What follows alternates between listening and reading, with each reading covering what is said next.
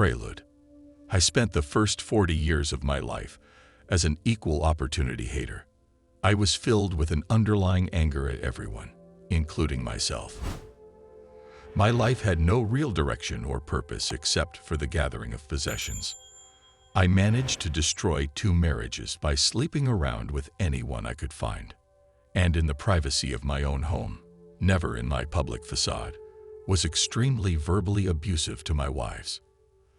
I felt that women were very weak because they believed in something called love, and it was very easy to manipulate them just by lying and telling them what they wanted to hear. I don't honestly know why I married them, for I had never felt this emotion called love. I considered it a waste of time to even think about it, for we are all going to die someday, so why bother? I never showed any affection toward them because that was not a manly thing to do. Women were necessary for only a few things: sex, cooking, and usually cleaning up the messes I left all over the house. Any questioning or protesting brought immediate vindictive anger, usually in the form of yelling or fighting. Men were a lot easier to understand. I felt that they were the only ones that I could have an intelligent conversation with. Besides, it was very easy to enter a room full of men and size them up to weed out the weaker ones, and have my conversations and arguments with the stronger ones. I only talked with what I considered to be a true man. I was usually quite polite with those who could help me in my career before I used some of them up, and then stabbed them in the back. It was not very hard for me to take what I wanted from them, i.e. sex with their wives or manipulation of their jobs. I did not feel powerful in doing any of these things. I just felt that this was what a man was supposed to do. As for the rest of the world, I considered all of the wars and suffering of other people as a validation for the way that I was. If a few million people died through wars or starvation, that just left more in the world for me. I was addicted to watching the proliferation of violence on the television and in the movies, and listening to the angry conversations on the radio. With all of these built-up layers of hate, anger, and aggression, I was never able to enjoy life. Even the new possessions that I had gathered around me to show off to my friends would only give me a few days of pleasure before they would begin to bore me, and I felt the need to go out and buy more. I refused to look at my own misery, for there seemed to be a large black hole in my life, and no matter how hard I tried, I could not fill it with anything permanently satisfying. Near-death experience. Approximately 11 years ago, I was driving my camper home from an outing in the desert. Approaching a busy red-lighted intersection at about 60 miles per hour, I started to depress the brake pedal. It felt kind of mushy as the pedal went straight to the floor. I was not going to be able to stop the vehicle, so I quickly decided to downshift the transmission to slow the vehicle and swerve off the road into the sand. To my surprise, no matter how I tried, it would not shift. Having no options left to me at this time, I depressed the horn and plowed into the intersection. I managed to swerve around the first car in view and was then deeply broadsided by another vehicle, which flipped my camper onto its side. Fortunately, I was later to learn that no one else was seriously hurt in the accident. As I was slipping in and out of consciousness in the paramedics' van, I remember seeing my clothes soaked in my own blood, for my head had been split open in 2 separate places.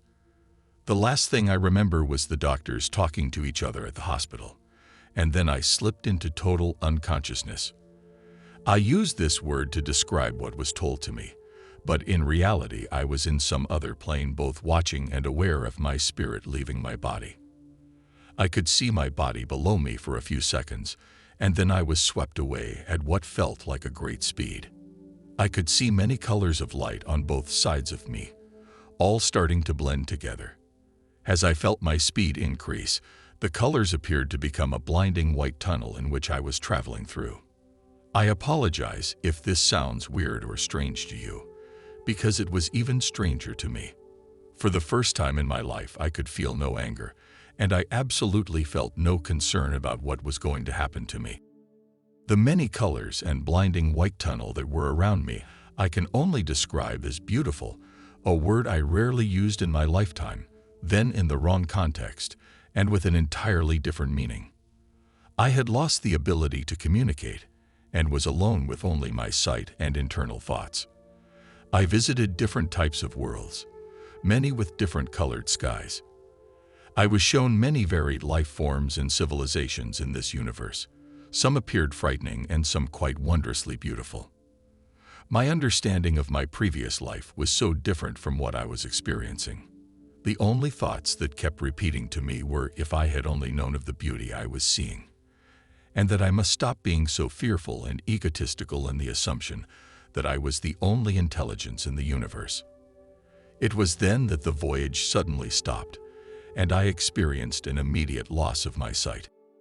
An extremely enhanced sensitivity to my emotions, thought process, and surroundings had entered into my spirit.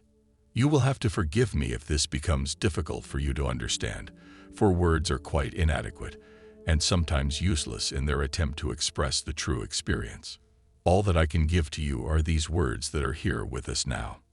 I was given a knowing, something entirely different than faith, that in our future to come, all written or spoken words will become an unnecessary form of communication. It felt as if I was suddenly stopped in a state or a plane of consciousness, totally surrounded by an orange/golden light. There were all kinds of spirit life forms that I could identify with, and quite a few that I could not. The feeling of peace was there, and for the first time in my life, I felt a powerful, unconditional love entering and surrounding my being. This love was all-fulfilling, and I felt no need for anything else. I desired nothing but to remain in this place for an eternity. I have no idea how long I remained there, for time no longer had any meaning to me. I then felt the emanations of a highly evolved spirit come towards me, and the strength of his love and compassion pour out all over me. Through some means of telepathy, he informed me regarding my many past lives, and started to question me. I felt compelled that I must answer truthfully to any questions that would be asked of me, for I knew that he would immediately know if I told a lie. He asked if I knew why I had been through this experience. I truthfully answered no. I was told that I had a long history of past lives filled with anger, aggression, and hate. I was so stubborn that I needed this experience to realize that unconditional love is the most powerful force in this beautiful universe, and that its beauty was made by a benign creator. I was then asked why I hated so much and caused hurt to so many people. I explained that if there was a God, then why had he created a world in which there is death, war, and great suffering? Humans did not seem to care too much for each other, and I needed to survive. Somehow I felt that he had been given this same answer to this question many times, so I added the comment that many people live out their lives this way. He answered me by saying wars and suffering were not created by God, but were the creation of the human race, out of fear and hatred. God had created the human form to look different from each other, so that we would learn to increase our love for all kinds of forms. As far as death is concerned, we have all passed through many lives of our own. And he continued, you should have listened to your inner self to realize that only the body dies. For your spirit was made for an eternity. Death is the Creator's greatest gift, used for the transition of your spirit into higher realms. The realm that you are now in and the powerful unconditional love that you feel would destroy the body that you formerly inhabited. Your own spiritual evolution will automatically manifest to change your bodily form. You must learn that the Creator is truly benign, for if it was not so, how could you continue to live life after life until your lessons are learned? I started to ask him a question of my own, but I felt within myself something slipping. I then felt the sensation of swift passage again, and even though I tried, I could not reverse the process and return to that beautiful realm, of which I now lovingly call home. My sight returned, and I watched my spirit go slowly back into my body. I again heard the doctor's voices. A sense of such great loss and sadness filled my spirit, for there had been so much to learn, and it seemed that all of the love and peace that I had felt was gone. Then the most horrid event happened. All of my hate, Anger and aggression came back into me. I had been violated. It was the doctor's fault for not leaving me alone and letting me pass on. The shock to my spirit had been so great, I did not realize that I had brought something back with me. Integration. I was told that I had suffered no permanent brain damage and that I had been totally unconscious for only about 3 days. But for some reason, I could not make any more excuses for myself. My hate and anger were my own internal brain damage. I did, however, suffer from some memory loss. After returning to work, I realized that my career as an associate engineer in the electronics industry was over. I could no longer work in that field because many of the electronic formulas that I had studied in college were lost to my memory. I struggled with these lost memories for a couple of weeks and became extremely fearful of the consequences. Not producing any productive work, I was compelled to approach my supervisor and try to explain what had happened. I made the mistake, unfortunately not only for the first time, of being honest with him in my experience. I watched him slowly back away from me as if I had a contagious disease. I was given my final paycheck and escorted out the door. During the next year, I lost many of my friends by sharing even just a part of my experience. Anytime I broached the subject with my wife, she would just scream at me to shut up, for I was acting crazy. Feeling lost and totally alone with my experience, I withdrew into myself and rarely talked to anyone. It was during that time that I had a lucid dream that would start to change my life forever. I call it lucid for lack of a better word. The dream seemed to have a shining intelligence and awareness about it, and I was engaged in a two-way conversation with that highly evolved spirit from the NDE. I sometimes still experience lucid dreaming and lucid thought processes even while I am awake. Instead of fearing these experiences, I have slowly grown to love and trust them. The thought processes that enter my head through these spirits are sometimes so foreign to my own that I simply call these spirits the voices in my head. In the dream, I was in a large room filled with many different colored translucent panels on the floor, which appeared to be made of some type of crystalline substance.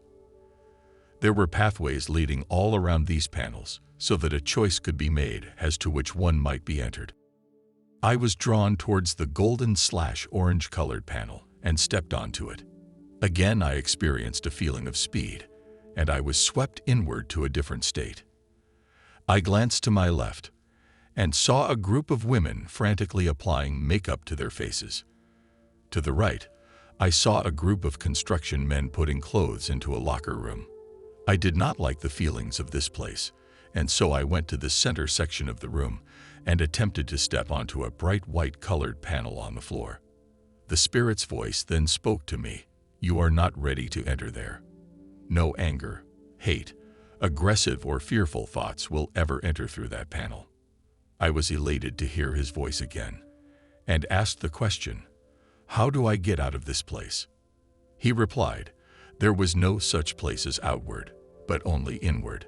You have lost almost all of your friends and feel lonely and confused. That was necessary for you to start the cleansing of your thought process. Thoughts are very powerful, and as you think, so you are. I and one other are here to help you through this process." Still unsure and distrusting, I then set up an appointment with a psychiatrist. I walked into her office, sat down, and stated that I had only one question for her. I asked, "A friend of mine was recently involved in an automobile accident. Is it unusual for a traumatic event to cause him to change his whole way of life?" I could tell by the look on her face that she knew that I was speaking about myself, especially because the scars on my face had not yet had a chance to heal. She replied that it was very common, and that if I had any difficulties with the problem, I could come to see her anytime. On the way home from her office, I had mixed feelings of validation and concern. How was I supposed to get rid of all of this anger and hate? I did not want to alienate myself from any more of my friends, so I took the chance and again discussed this with my wife.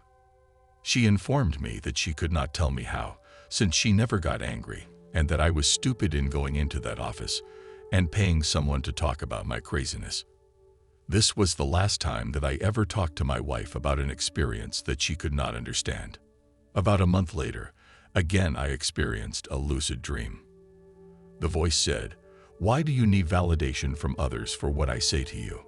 Your aggressive and hateful emotions emanate from the fear of the unknown, and your anger comes from the continuous judgments that you layer upon yourself and everyone else. You are to leave your family and all of your possessions behind and go out into the world as homeless." I could not believe what I had heard, and there was no way I was going to do that. I possessed neither the courage nor foresight in what I was being told to do. I pleaded and asked for forgiveness to no avail. The beautiful spirit was silent, and for the next year my relationship with my wife deteriorated into ugliness. We would fight almost every night, and I found myself in a living hell. The thought of karma continuously entered my head. The kinder I became, to try to save myself from the ordeal of homelessness, the more vindictive she became. It finally dawned on me that something had to change, because I had just been laid off from my job, and my wife's anger had escalated into violence. I asked the voices again what I should do. Leave now, and live in the streets as homeless. Take no money with you, or any form of ID. Do not attempt to look for work or find any place at a shelter. You will beg for all of the food that you eat. So, filled with a great fear, I found some warm clothes, and telling no one in my family, my wife and her 2 grown children from a previous marriage, of my going, I headed out for the streets. The first few days were hard on me. I did not know how to beg for money for food, and I started to get very hungry. The nights were cold, and the only way I could think of staying warm was to sleep in the trash containers that were behind stores. I kept on walking during the day and did manage to finally get some food into my stomach. I found a place within the inner city where a group of people were living in boxes covered with blankets to try to keep warm. At first, they seemed to be antagonistic toward me, but as they realized that I was there not to harm anyone, they did not bother me. By this time, my stomach had shrunk in size, so I needed less food to feel full. I started to share with them what little I had, and they eventually responded in kind. The group was composed of little children and their mothers, a few teenagers and men, some of whom were alcoholics. As I slowly befriended these people whom society had forgotten, my compassion for them started to grow. I had always believed that homeless people were cruel, unkind, violent, and drugged out. It was a shock to me to realize that was not always the case. Most of them had experienced some form of violent relationships in their home, and some of them had just given up on life and wanted to be left alone. One night, 2 strangers attacked us. Brandishing knives, they approached us. I was not about to let them hurt what I now considered to be my new family, and wrapping some cloth around my arms, I cautiously approached them. I had been a former Marine Corps sergeant and been reasonably well trained in fighting techniques. I could not understand why both of them suddenly bolted and ran, until I turned around. My family had bonded together, and with pipes and hammers, they also had been approaching the attackers. After the ugly incident was over, and we set up watchers for the rest of the night, I had another lucid dream. I watched as the outline of a human form appeared before me, and I saw tiny sparkles of a beautiful bright light engulf the whole form. The sparkles of light looked exactly like the same sparkles that appear when you light a sparkler on the 4th of July. I could see these tiny lights sort of sliding off the arms and hands of the human form and falling to the ground. I saw the greatest concentration of them where the feet touched the earth. It also appeared that many of these lights were entering into the feet from the ground. I asked the voices what I was seeing. You have now learned to feel compassion for other people. What you are now watching is the exchange of compassion, love, energy, and light between the human form and this planet, which is also a living entity. This is the pure natural condition of the human form and its spirit, and all other forms of life on this planet, as the Creator intended. As I watched this exchange, I realized that this was the giving back to this world from which we all take so much. All of my possessions that I had surrounded myself with was used basically for my own ego, things used to impress someone else. I looked deep within myself and found out that my begging and living in the streets had totally killed my ego. The amazing thing was, I did not miss it, nor did I feel I was less than or greater than anyone else in this world. Looking even deeper, I felt that the process of the peeling of the layers of anger was well on its way. You must leave this place now and go back home to your wife, for she is in the same angry and hateful state that you have been in and is suffering. She is miserable both in your staying and in your going.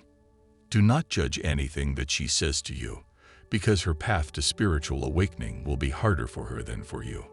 Also remember that no matter when the words I will speak to her through you are spoken, they will eventually enter into her, either in this life or her next lives to come. You will then have to leave her for the last time, but even this action she will eventually come to understand. For you and I will leave her a special gift that she will not forget to ease her suffering. I awoke saddened that I was going to leave this place, especially for the children. I could never have any of my own, and this loose-knit family of mine had allowed me to spend some time with them. With the first tears running down my face, I told them that I would have to leave. It seemed inconceivable to me that a man should cry. My leaving seemed to affect a few others, for mine were not the only tears present. When I finally arrived back home, my wife told me that she had missed me very much, and that she had called the police department and had me listed as a missing person.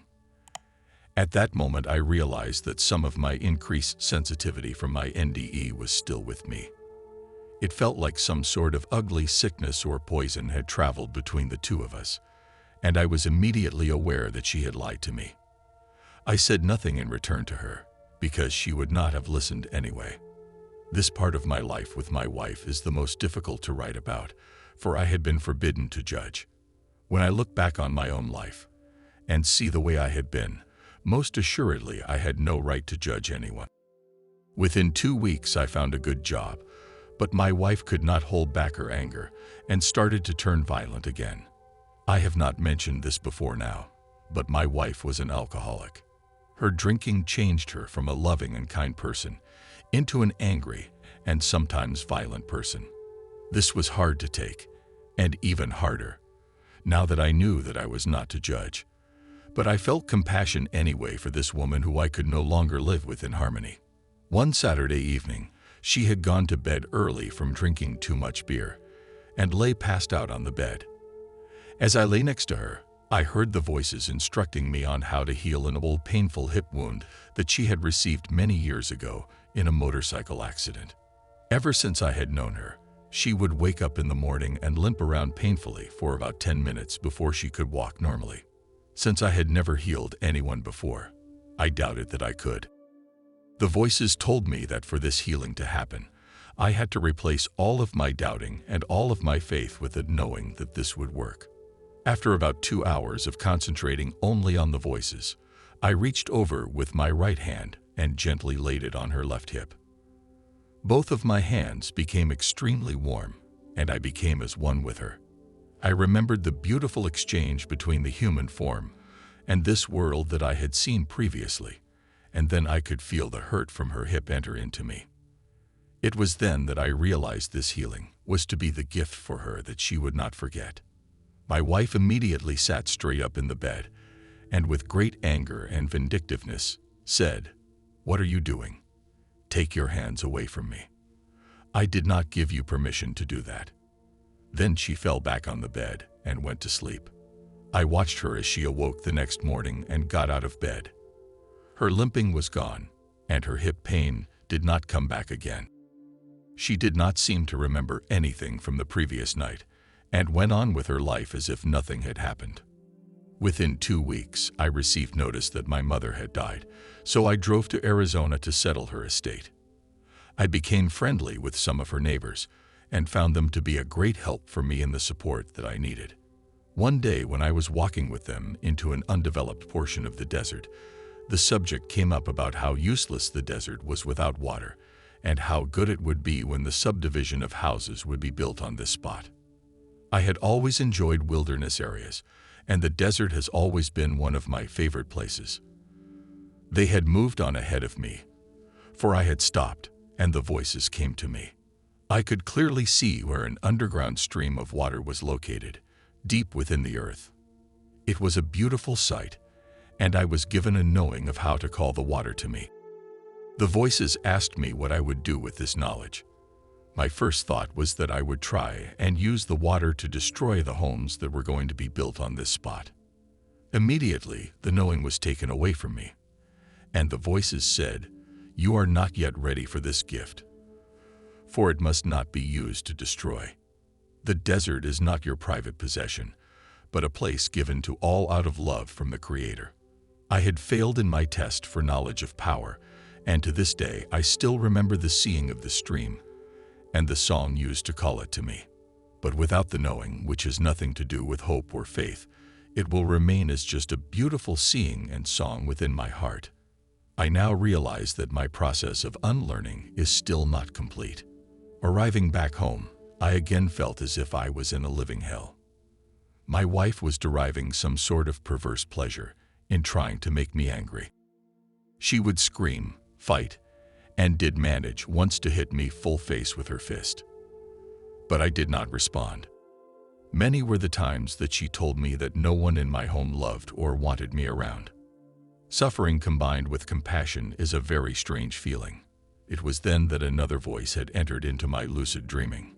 Where before I had only heard masculine voices, I now heard a feminine voice speak to me. She asked me, "What is the greatest gift from the Creator? You cannot enter where you want to go without it." I was at a complete loss as to what was being asked.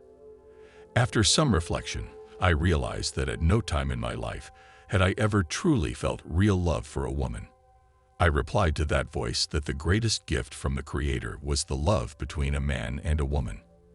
The voice then replied that love was a let, not a force or a possession. You must learn this, and keep it at all times close to your heart. Do not be afraid of this love.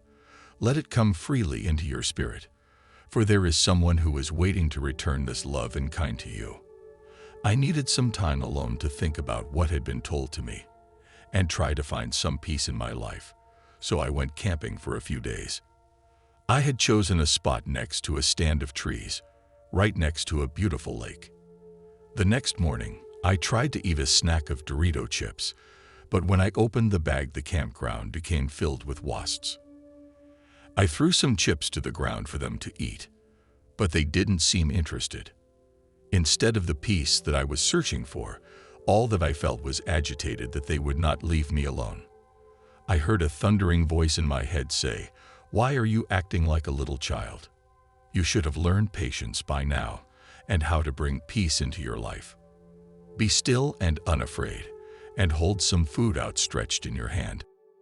It took me a few minutes to get rid of my fear, and very slowly I extended my left hand out with some food in it. I watched as the wasps landed on my hand and started eating the chips. Peace filled my entire being as the wasps covered my whole hand.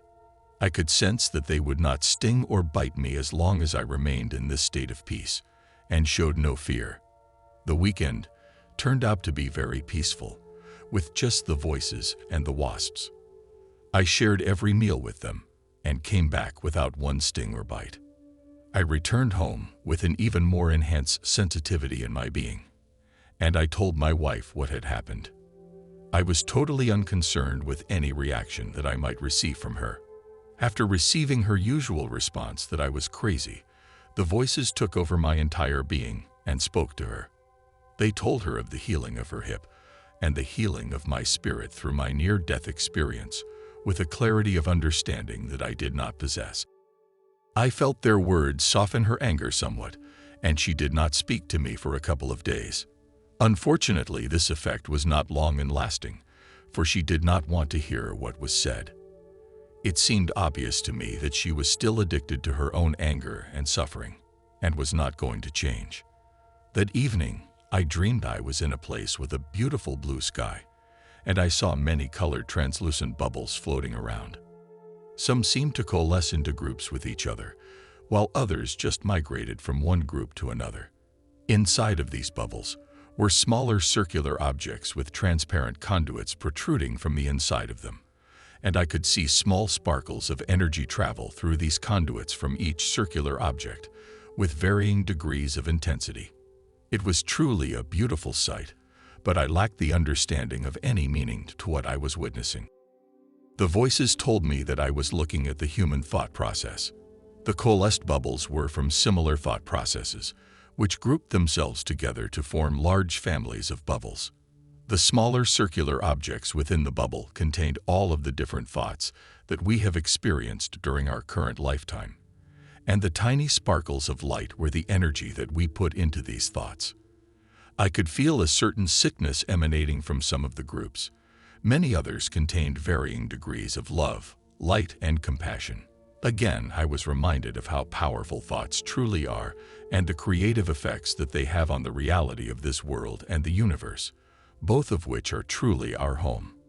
It was unfortunate that my wife and I were eventually separated and divorced because she had refused to give up her drinking, and we had grown too far apart. In actuality, I became truly at a loss as how to explain all that had happened in my life to anyone, and I thought that no one else would understand. The voices told me to feel and see with my heart, and to look for what was on the inside of a person, and to ignore what was on the outside. My love for these voices has grown immeasurably over the years, for eventually I found the one woman I could truly love unconditionally. Her heart is also overflowing with love and understanding, and her compassion for gentleness and kindness is greater than my own. We have been together for over 2 years, without one single disagreement or argument. It was about 3 a.m. on March 26th of this year, when I swiftly sat upright in my bed, for the voices had told me that it was time for me to write of my experiences. I felt both uneasy and apprehensive, for I had never tried to put this experience into words. I tried not to take the voices too seriously, but I could not fall back to sleep. My tossing and turning awoke my beautiful wife, and I told her of the dream. She also thought that it was a good idea. We both finally fell back to sleep, unaware of the implications of what I had been told. That very same day, I was included in a layoff from work, and somehow my wife's intuitiveness told her that what had happened would give me the time to write. If it had not been for her love and support, I doubt that this experience would have been put to words so soon. The intent of writing all of this down is not to just write a story about an NDE.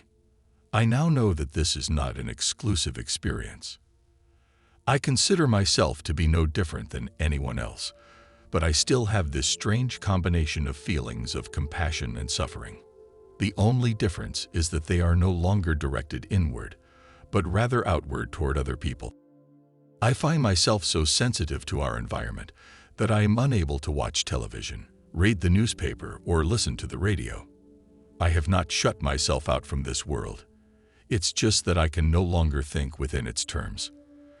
I have experienced a very shifted view of a physical and spiritual reality, and it causes me great suffering to know that sometimes in this world, our anger can manifest itself with useless wars, untimely death, and destruction of our own making.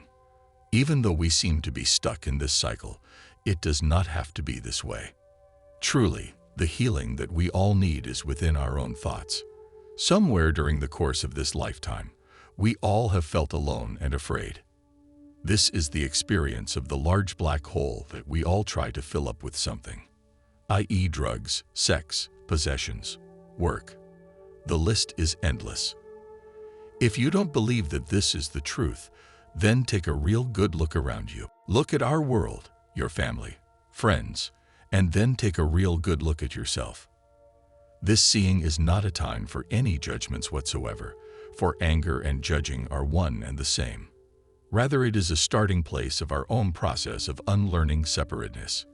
Instead of usual running away in fear from this, I am asking all of us to do the unusual, to have enough courage to stop, turn around, and face it. This unlearning of separateness requires no hope or faith for its fulfillment. It is a very natural state in the process of self-realization. You will find this black hole within everyone, and that in most cases it will contain absolutely nothing. This nothingness is the driving force in our spirit that causes us so desperately to try and find some meaning to our lives. I cannot overemphasize the importance of this, nor can I just give it to you from my words. It must be experienced as the truth in all of us, by a brutal, forgiving honesty. Once realized, it becomes obvious that we are all in the family of one, separateness having been dropped as we all search to fill this nothingness. The universe was created out of love, and we are all a part of that creation. The unconditional love that I felt during my NDE was very powerful. Instinctively, we fear this kind of love by layering it with many conditions. The greatest fear we face is, will this love I give be returned? It's as if we all think that we only have so much to give, and that it might run out. We tend to look at others' failures as the only reality in this world, and become even more fearful of this powerful emotion.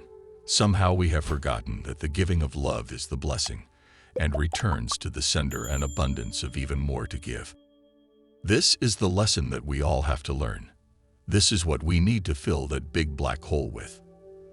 I know in my spirit that these lessons will be learned by all, and then we shall all be transformed into new planes, and be given even greater gifts to share.